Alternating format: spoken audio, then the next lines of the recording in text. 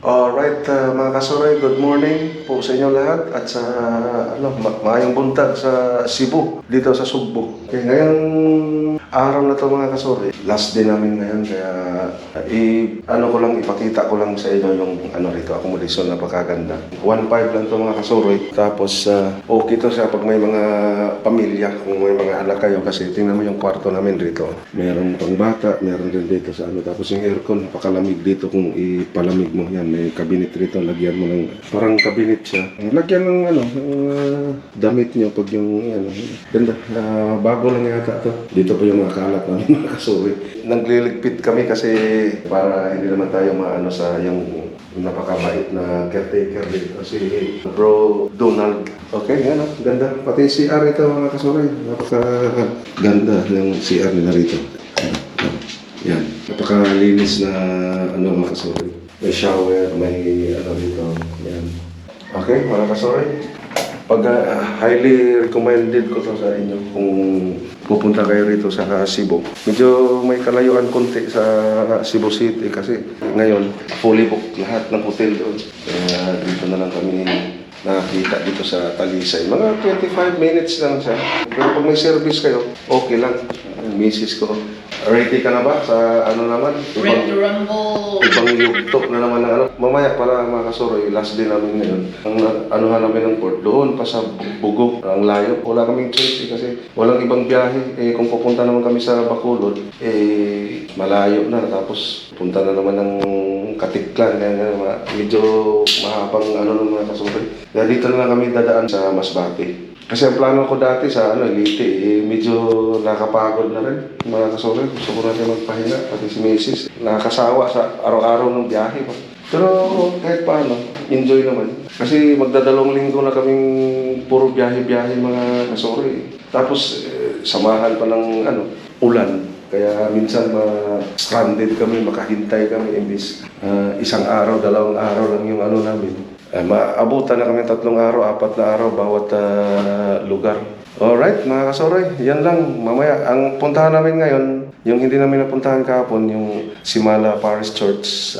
Lang doon kasi medyo yung church na hindi. Kaya nag-wish lang kami doon. Sana bigyan or ano bang mawawala kung di ka makasuroy. Try lang, nandito naman kami sa Cebu. Try lang din namin doon. Alright, mga kasuroy, mamaya na lang mga kasuroy. Babatsi na kami mga kasuroy. Lalabas na kami rito sa sa Sibyong na naman, duming-dumi. Pa-washingan ko pero hindi na siguro. Baka sa Masbate na lang siguro yan or sa Bicol pag Ayan mga kasuroy, ito yung accommodation nila rito. Maganda yung accommodation nila, malinis. Tapos napakabait ng caretaker rito. Si Bro Donald. Akala ko nga apelido niya Trump Tumawa nga siya. Anong daway lang siya mga kasuroy dyan Pag hello i-search nyo lang Pure Gold Talisay. Yan Tapos yung Casino Filipino. Tapat lang siya. McDo, along the way lang siya ng papuntang Cebu City dito sa Talisay. Hindi mo nga lang siya makita masyado rito. Pero ang pangalan ng niya, Talisay Transient Cebu. Pangalan ng lodging na to. Lang siya, pangmasa rin. Yan ang ganda ng rito. Accommodation niya. Modern na modern yung niya. May mga camera rito kaya hindi mo siya safe na safe dito sa Mamaya na mga kasuroy, babiyahe na kami. Alright? Abatsi na kami. Una naming puntahan sa Simala Church kasi hindi pa kami nakapunta doon. Alright mga kasuroy. Subaybayan nyo lang ako. Okay, batsi na tayo.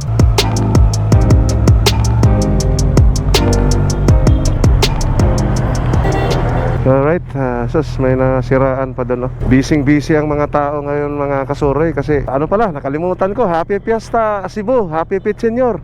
Hindi na kami masyadong pumupunta doon sa Cebu City mga kasuroy kasi grabe ang crowded doon. Sabi na nga ni bro, sabi grabing traffic doon at saka kahapon pa umuwi kami. Despiras pa yun mas lalo na ngayon. Alright mga kasuroy, babatsi na kami.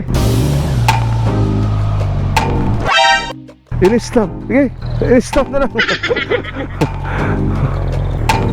Boss, thank you boss. Thank you very much. Alright mga kasuroy, see you next time, Cebu. Pero may natitira pa kaming oras dito mga kasuroy. Suroy na lang rin namin. Yun nga, itong Simala Church kasi medyo malayo rin kasi. Tapos pag balik na naman, yun, doon sa gusto ko talagang puntahan yung mga kasuroy, Cebu Safari. Yan ang isa sa mga sikat rin dito na tourist spot.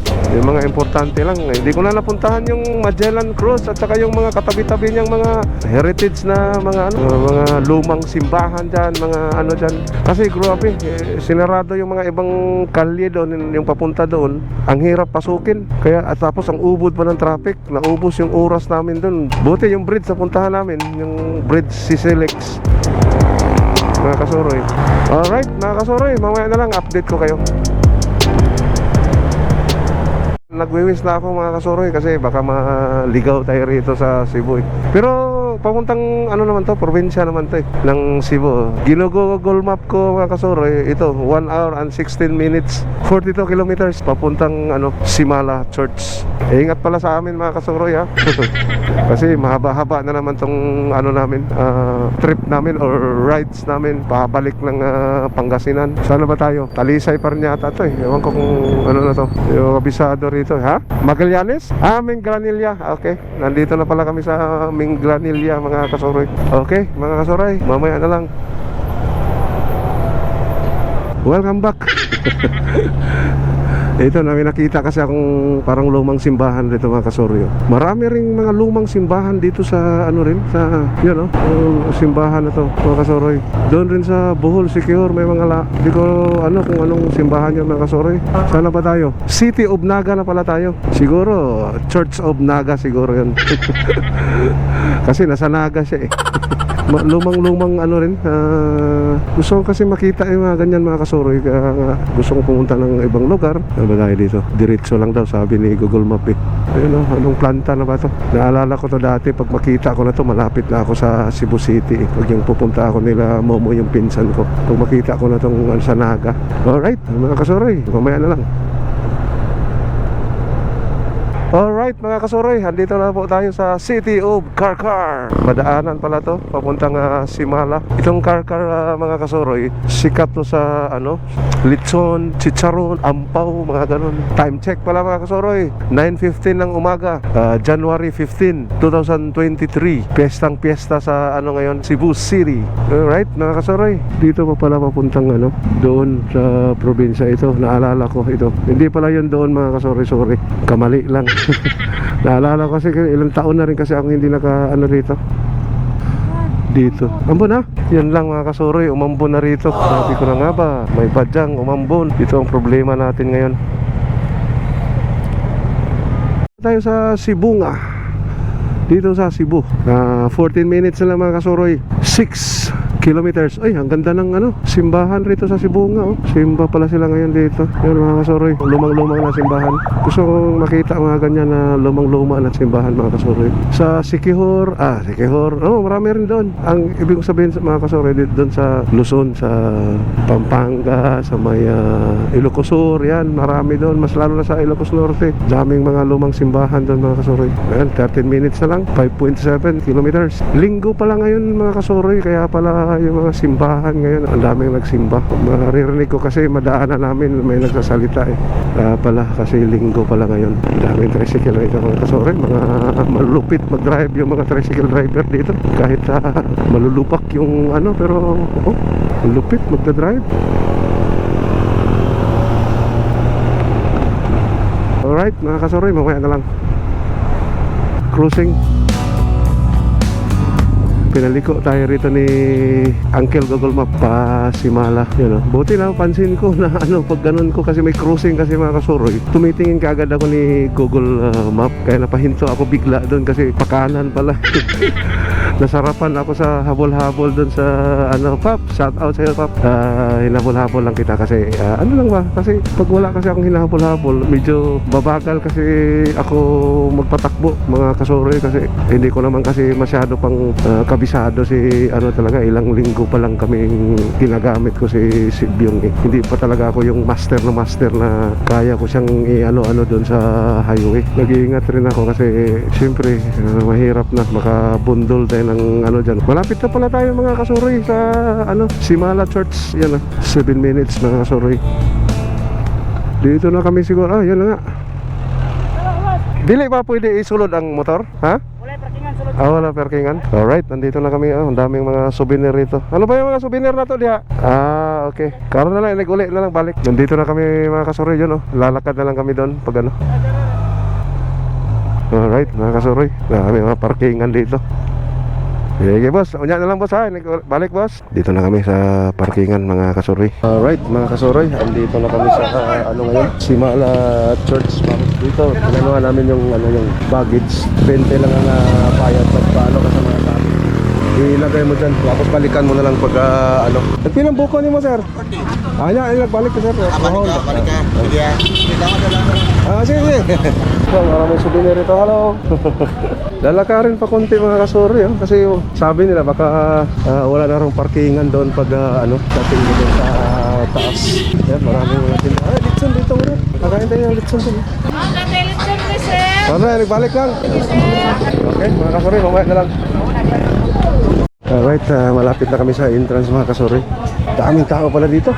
Ayan, may entrance ba kaya dito? Wala naman siguro. Alright, may security rito. Yan mga kasuri. Dito na kami sa Simala Parish Church dito sa Cebu. Ganda pala rito. This way raw papunta sa taas. Yan, si Mrs. Security doon, check-in lang yung ano mo. Ganda. Oratory Mama Mary of Lindugon. Linggo pala ngayon, kaya parang maraming nagsisimba. Medyo hihingalin ka rin mga kasori. Mainit pa, pero ayos lang. Ayan. Okay, mamaya na mga kasori. Alright mga kasori, dito na kami sa taas. May misa ngayon mga kasori. Ganda rito. Okay ka naman dyan nga Rod? Ganda. Daming tao dito. Laki pala dito. Kasi maraming tong simbahan na to mga kasabay. Maraming napagaling. Nahihingin kayo, pero gawin nyo rin para matupad yung mga pangarap mo, mga ganun. Ito mga kasabay dun sa loob. Alright, mamaya na lang mga kasabay. Mga kasabay, konting dasal lang. Dapat magdasal ka. Gawin mo. Hinihingi mo sa Panginoon at mamamaya. Okay, mga kasabay. Mamaya.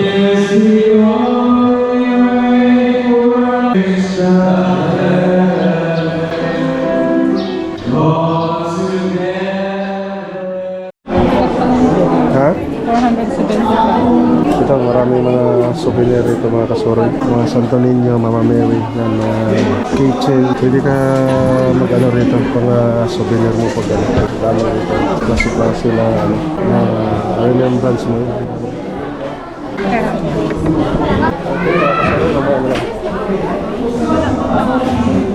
Alright, mga kasuri, dito lang tayo sa ano.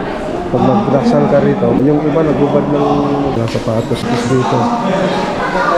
Kaya na, nagdadasal sila rito na mag-graduate sila. Inilalagay nila yung mga ano nila rito. Ayan, katulad ng ganyan sa ano nila. Siguro sa dyan sila nakapasa dahil sa calculator na yan. Ano ito, mga ano rito mga kasori. Hindi na nakakalakad, nakakalakad. Ito. Mga anak din sana kami rin. So nakagraduate, mga diploma nila, mga yan. Nakabibi sila. Dami pa rito, granted prayers. Yan, mga kasori. Alright mga kasori, sisindi kami ng kandila dito sa ano ng kandila. Tapos magpapray ka para matupad yung pangarap. Dapat ano rin mga kasori gawin nyo rin para ano, nagpipray si Mrs.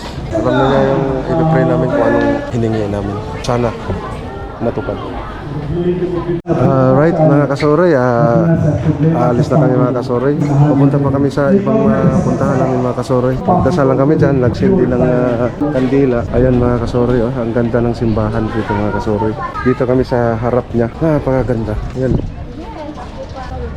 Wow, kaso nga lang yung ulap doon mga kasoroy. Sana naman wag naman umulan. Ang ganda rito, nakawala yung pagod mo. Saka paano pag dito. Hello. Bababa na kami mga kasoroy. Papalabas na kanila. Picture lang si Mrs. dito. Alright, mga kasoroy. Mamaya na lang. Alright, mga kasoroy. Dito, kakain kami ni... Dito, gusto mo? Ano ba ito? Adobo ito, te? Hindi. Ulam nila rito. Hello! Si Baby. Tapos, ito ano ba ito? Nilagang, ano to? Baka yata yan. Gusto ko sabaw yung mga kasoroy. Ito, kinilaw rin rito. Oh, soy. Ay, baka dito, sir. Kani ra, tay? Ate? Tinuwa? Tinola lang. Kani, kinilaw ni? Ah. Kinilaw na dilis. Dua ka kanon, te. Butay, sili po diya, te, para malang-halang. Ito, te, inuuna ni, te? Ah. Butang itagamay, sa kasor. Namimiss ko yan kasi mga kasoroy sa Negros Oriental. Yan ang ulam namin palagi dati. Kung muna sudan mo, sige sa una dito sa Negros Oriental. Alright, mga kasoroy, mamaya na.